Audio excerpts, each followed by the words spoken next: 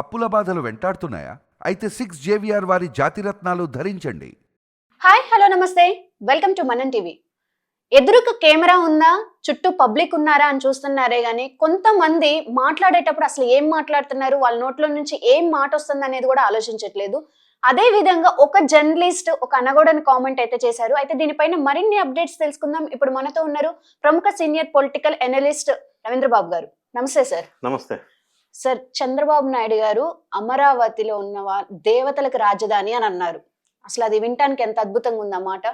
దానికి reverse counter గా ఒక జర్నలిస్ట్ పబ్లిక్ లో కూర్చొని లైవ్ లో మాట్లాడుతూ అమరావతి వేశ్యలకు రాజధాని అని అన్నారు. అసలు దాన్ని ఎలా చూడాలి మనం? ఆంధ్రప్రదేశ్ రాష్ట్రంలో వైఎస్ఆర్ కాంగ్రెస్ పార్టీ అధికారంలోకి వచ్చిన తర్వాత విధ్వంసంతో పరిపాలన స్టార్ట్ చేసి ప్రజా వేదికను విధ్వంసం చేసి అమరావతి మీద విషం చిమ్మిన పరిస్థితి మనం చూసాం.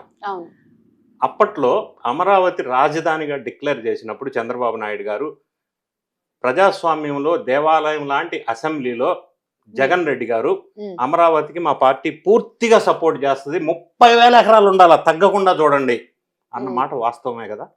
తర్వాత అదృష్టమో దురదృష్టమో వైఎస్ఆర్ కాంగ్రెస్ పార్టీ అధికారంలోకి వచ్చింది. అమరావతి రాష్ట్ర రాజధానిగా ఉండటం ఇష్టం లేదు.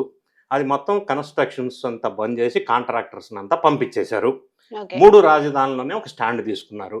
మరి 5 సంవత్సరాలు పరిపాలించిన కాలంలో 3 ముక్కలాట ఆడి 3 రాజధానులుగా మాట్లాడి ఏ రాజధాని లేని రాష్ట్రంగా ఆంధ్రప్రదేశ్ని మిగిల్చారు. అది ఎవరు బాధ్యత, ఎవరు రెస్పాన్సిబుల్?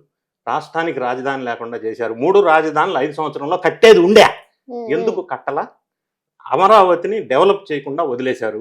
అప్పటికే 10,000 కోట్ల రూపాయలు పెట్టుబడి పెట్టారు. దానికి పాడైపోయిన బిల్డింగ్లు మళ్ళీ రీకాంట్రాక్ట్ ఇవ్వడం వల్ల ఇప్పుడు దాని వ్యయం పెరిగింది. దానికి బాధ్యత ఎవరు వహిస్తారు? సరే, నెక్స్ట్ పాయింట్. అమరావతి ఈరోజు మొన్న జగన్ రెడ్డి గారు మాట్లాడుతూ ఎన్ని వేల ఎకరాల్లో అమరావతి అక్కర్లేదు, నాగార్జున యూనివర్సిటీలో పెట్టుకోండి అన్నాడు. మళ్ళీ ఇదేంటి మాట? తప్పం మడేం తిప్పం అంటారు. తిప్పేదే మడం, తప్పేదే మాట. అవును. రెండోది నాగార్జున యూనివర్సిటీలో పెట్టుకోవాలా రాజధాని అంటాడు. అసలు అమరావతి వద్దు రాజధాని వద్దు అన్నప్పుడు 500 ఎకరాలు ఎందుకు, నాగార్జున యూనివర్సిటీలో ఎందుకు? 3 ముక్కలాట ఇప్పుడు లేదా ఉందో తెలియదు. ఎందుకని ఇప్పుడు వైఎస్ఆర్సీపీకి అమరావతి అంటే అంత పగ ఉంటది? వాళ్ళు మాట్లాడే మాటలు అంతే అనిపిస్తాయి.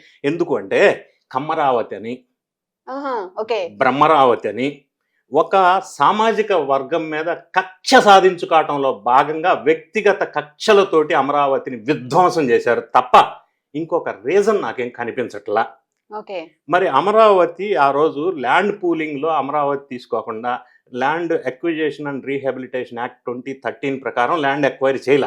ల్యాండ్ పూలింగ్ లో వినూత్నంగా 33,000 ఎకరాలు ఎక్వైర్ చేయడం అనేది విశేషమైన గొప్ప విషయం. మరి ఆ రోజు అంత పెద్ద కార్యక్రమం జరిగినప్పుడు ఎందుకు విధ్వంసం చేయాలని కంకణం కట్టుకున్నారంటే అది ఒక సామాజిక వర్గాన్ని అని ముద్ర వేశారు. కానీ అక్కడ రైతులు అన్ని 33,000 ఎకరాలు ఇచ్చిన రైతులు ఈ సామాజిక వర్గానికి చెందిన వాళ్ళు కాదు.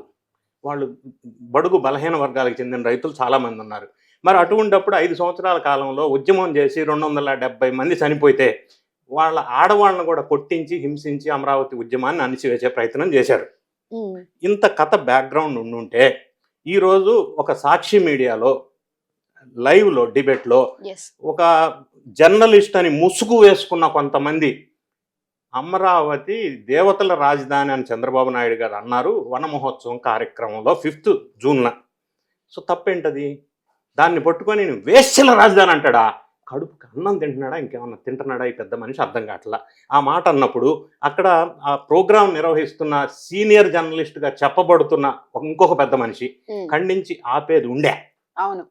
మరి అటువంటిది వేశ్యలు ఉంటారు అమరావతిలో అంటే నా నెక్స్ట్ క్వశ్చన్, ఇప్పటి వరకు ఇన్ని సంవత్సరాలు అక్కడ జగన్ రెడ్డి గారు ఉన్నారుగా అని ఆయనకు కూడా అప్పలికపలా? మరి అప్పట్లో సకల శాఖ మంత్రులు, చాలామంది మంత్రులు అమరావతి పరిసర ప్రాంతాల్లోనే ఉన్నారుగా. ఈ ఫార్ములా వాళ్ళకి కూడా ఇంకోటి ఎయిడ్స్ పేషెంట్స్ అందరూ అమరావతిలోనే ఉంటారని అన్నారు మళ్ళీ. అదే ఇప్పుడు దట్ ఈస్ సో. వీళ్ళందరూ ఇన్ని సంవత్సరాలు గవర్నమెంట్లో పరిపాలించినప్పుడు అమరావతి పరిసర ప్రాంతాల్లోనే ఉన్నారు కదా. మరి ఇదే ఫార్ములా వాళ్ళకు కూడా అప్పలికబులా? అంటే వాళ్ళ కుటుంబంలో కూడా డాష్ ఉన్నారా? ఈ మాట్లాడిన ఒక జర్నలిస్ట్ ముసుగులో ఉన్న వ్యక్తి ఇంటికి వెళ్తే వాళ్ళ భార్య అయిన అన్న మాటలను సమర్థిస్తుందా? వాళ్ళ తల్లి సమర్థిస్తుందా? అంటే వీళ్ళు అన్న మాట అమరావతి ప్రాంతానికి చెందిన మహిళల మనోభావాలను దెబ్బతీయటం కాదది. ఆంధ్రప్రదేశ్ రాష్ట్ర ప్రజల ఆ మహిళల మనోభావాలను దెబ్బతీసినట్టుగా మనం భావించవలసిన అవసరం ఉంటుంది. అవును.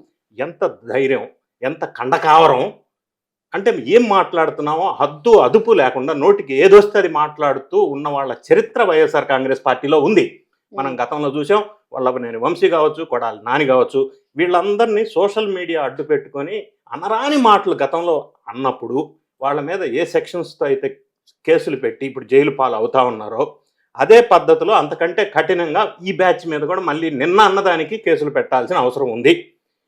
ఇప్పుడు దీన్ని ఆ సాక్షి మీడియాలో మాట్లాడినప్పుడు ఆ మీడియా ప్రతినిధికి బాసుగా చెప్పబడుతున్న భారతిరెడ్డి గారు చప్పుడు చేయరా అంటే ఆమె కూడా ఉంది అక్కడే ఆ ఏరియాలోనేగా, మరి ఆమె ఖండించాలి కదా.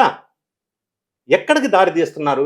జనాన్ని ఎందుకు ఇట్లా అంటే ఈ విధమైన మనోభావాలను దెబ్బతీసే విధంగా ఎందుకు గేమ్స్ ఆడుతున్నారు రాజకీయ క్రీడలు? గతంలో తిరుపతి లడ్డు నెయ్యిలో అపవిత్రం చేశారని చెప్పి ప్రజల మనోభావాలు పెద్ద ఎత్తున దెబ్బతిన్నాయి. మళ్ళీ ప్రతిసారి మహిళల మనోభావాలు లేదా ప్రజల మనోభావాలు దెబ్బతీసే విధంగా డ్యామేజెస్ చేసే విధంగా సోషల్ మీడియాని అడ్డు పెట్టుకొని సొంత మీడియాని అడ్డు పెట్టుకొని విచ్చలవిడిగా నోటికి అదుపు లేకుండా మాట్లాడటం ఒక విచక్షణ కలిగిన మనుషులు చేసే పనే. మరి ఇదంతా వాళ్ళకు కూడా అప్లికబుల్. అక్కడ ఉన్న వాళ్ళందరికీ ఇదే మాట వర్తిస్తుంది కదా. అవును సార్. ఇక్కడ మరొక విషయము, భారతి గారిని రీసెంట్ గా కూటమి నుండి కిరణ్ ఒక మాట అన్నందుకు వైఎస్ఆర్సీపీ వాళ్ళందరూ రియాక్ట్ అయ్యారు కదా. అసలు అరెస్ట్ చేయొద్దు, మాకు అప్పచెప్పండి అనే వాళ్ళు కూడా ఉన్నారు. మరి ఇప్పుడు దీని మీద రియాక్ట్ అవుతున్నారా? ఇప్పుడు రెండు అంశాలు. వైఎస్ఆర్ కాంగ్రెస్ పార్టీ కల్చరు, సంస్కృతి, సాంప్రదాయం, school, system, process, thinking different. ఎందుకంటే ఆర్థిక నేరస్తుల చరిత్ర కలిగిన పార్టీ నుంచి వచ్చిన వ్యక్తులు కదా. అదే ఎన్డీఏ ప్రభుత్వం లేదా తెలుగుదేశం ప్రభుత్వం ఆ కిరణ్ అనే అతన్ని అదే రోజు సొంత పార్టీకి సంబంధించిన వ్యక్తిని అరెస్ట్ చేసిన చరిత్ర ఉన్న party Telugu Desam party, NDA. Immediate action. చరిత్ర లేని చరిత్రహీనులుగా ఆలోచన చేసే పార్టీ వైఎస్ఆర్ కాంగ్రెస్ పార్టీ. ఈ మాట అనకుండా ఉండాలంటే మరి భారతిరెడ్డి గారు ఇప్పటి వరకు ఎందుకు స్పందించలేదు? అంటే ఈ స్టేట్మెంట్ని, ఈ కామెంట్ని వాళ్ళు స్వాగతిస్తున్నారా? ఈ మాట అన్నాడే ఒక ముసుగులో, జర్నలిస్ట్ ముసుగులో, వాళ్ళ ఇంట్లో వాళ్ళు కూడా సమర్థిస్తారా మరి ఆయన్ని? ఇది ఏ విధంగా అసలు ఏ విధంగా తీసుకోవాలి మనం? ఈ విధంగా ప్రతిసారి ఏదో ఒక ఇన్సిడెంట్స్ క్రియేట్ చేయటం, జనంలో శాంతి భద్రతల సమస్యలు సృష్టించటం ఒక అలవాటుగా పెట్టుకున్నారో అని అనిపిస్తా ఉంది నాకు. Right. Thank you sir. Thank you.